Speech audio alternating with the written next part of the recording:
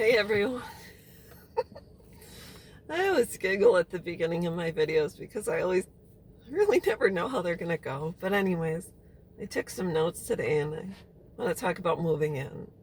When you move in with someone, primarily in an intimate relationship. So what I want to talk about is what can be expected or the things you have to think about and kind of some funny things. So there's always these funny little things when you go from being a single woman for a long, long time and you have your own tricks of the trade, in the house, whether you use, tools or not, or whatever, you have your own things, you have your own ideas, you have your own thoughts, you have your own way of doing things. And I want to talk about moving in, um, my way or the highway, and the butter knife theory, because when you move in with someone, if you have a a mindset of it's my way or the highway, it's not gonna work. And I'm just letting you know it's almost impossible to share a life with someone when you have that theory and that belief and that type of an idea, unless you have someone that likes to be controlled and likes to be bullied and so on and so forth. But talking about my way or the highway, you can look at this two ways. You can say it's my way or the highway, or it's you can do it my way, or we can take the highway. The higher way of doing things are when you join your life with someone and you realize you both come from different backgrounds and you have different ideas about life and about how things should be done in the house, whether it's how you make the bed or how you do the dishes or who cleans up what or who takes the laundry, who does the laundry and who takes out the garbage. I think it's really important to talk with someone and say, before you move in, to say, I love to do laundry. What do you love to do? And some people don't like to do anything in the house. Maybe because I think it's important you each bring something to the table. So I don't mind doing laundry. Do you mind changing out a light bulb or whatever? Can we each contribute to the household equally and in different ways? So I don't mind going to cut the grass. Could you please, I'll cut the front, would you cut the back? It's you. You kind of be with, I, I think it's important you choose a partner who you don't have to ask to get things done, where they just naturally do it. So for me, because I'd been alone, I'd lived alone for so long, and I had at one time owned a house, and so I knew what it took to run a house and everything, and the housework inside and out. I think it was important for me to meet someone also who had owned a house and who had maintained a house and maintained a yard and maintained his own accounts and this and that. So I think that was important to me. I don't want to have to beg someone to take the garbage out. What you want to be with a partner who sees a need, addresses the need, and satisfies the need. And not just in the bedroom, because it's pretty easy. You want to be with someone who really does have it in them to get the job done. And I'll tell you a funny story. Once in a while, if I can't find a screwdriver and I want to change out, a light switch plate, the plate that there's usually two screws in it, and they're little screws, but usually it's for a flathead screwdriver. If you want to change out a light switch plate, the flat plate that goes around, whether it's where you put your plugs in the wall or light switch or whatever. So if I can't find a screwdriver, I usually use a butter knife. Just because it's there and it's simple and really whatever. And so I was changing out a light switch plate because I had been doing some painting. And I couldn't find a screwdriver. And my person was home and he was walking around doing whatever. And I said, well, could you grab me a butter knife? He said, what do you need a butter knife for? And I said, I need to put this switch plate back on. He goes, you don't use a butter knife. And I said, well, I do. He goes, no, when you have a screwdriver, you use a screwdriver.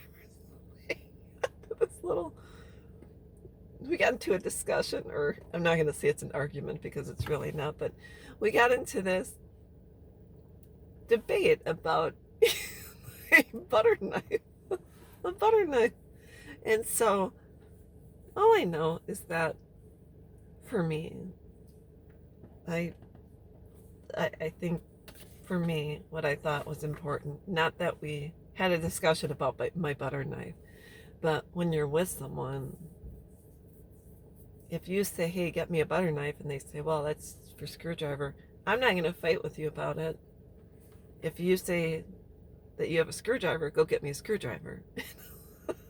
Or if you can put the light plate on yourself, that's great. So all I know is that I just think when you're in a relationship and you're with someone new, it's not my way or the highway. It's not necessarily my way unless it's cohesive for both of us.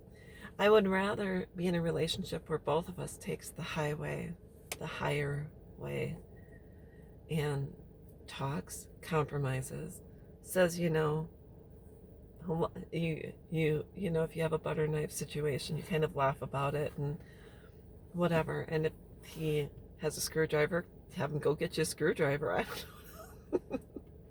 But I think there's other things that are important. You talk about who sleeps on what side of the bed. If the person has animals and you don't, and you're not used to sleeping with animals, how do we resolve this?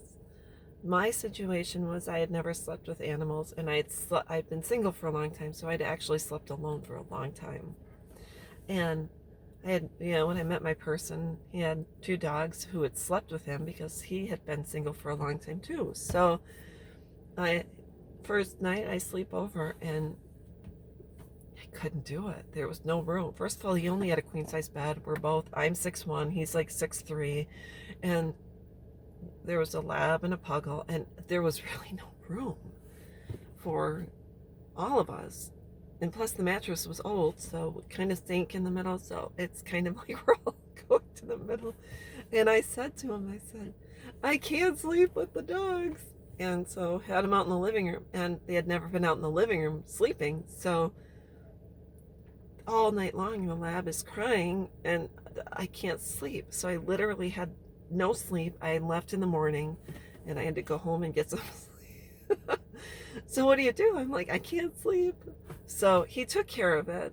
Eventually the dogs got used to it, and you were able to buy a bigger bed, and and we allow the dogs to join us while we're relaxing, but for sleep we both need our space. So he can go to work and I can get a good night's rest. So I don't know, I think it's really important.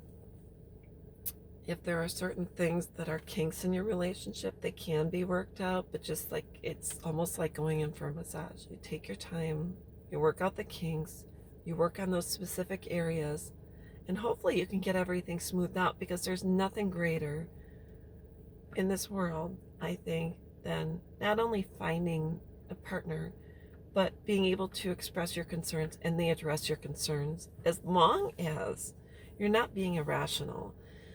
It's hard when someone has children or animals that this is what they've known and they've had a certain lifestyle. But when your partner takes into consideration that you haven't had animals that you slept with, or whatever the case is, it's always good to meet someone who's willing to compromise to make sure that you are comfortable and safe, or you don't experience a certain level of stress, and they are open and willing to discuss things, hear your side of the story, get your input. And also, even if I don't use a butter knife and I use a screwdriver, also that if he does things a certain way and I know possibly a better way to do it, I can say, I have a suggestion.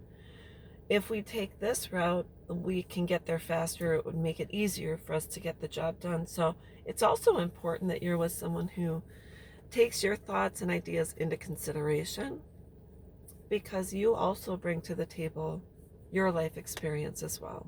So I just want to talk about that. I hope this video helps. So I know my butter knife theory is kind of silly, but that's what I did. I used a butter knife to put these little screws, whatever. So just want to talk about that. And I hope everyone's having a great day. And I hope each and everyone watching this,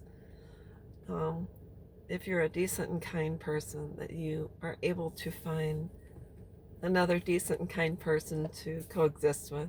And that's all there is to it. So I hope everyone has a good day, and we'll talk with you soon. Bye-bye.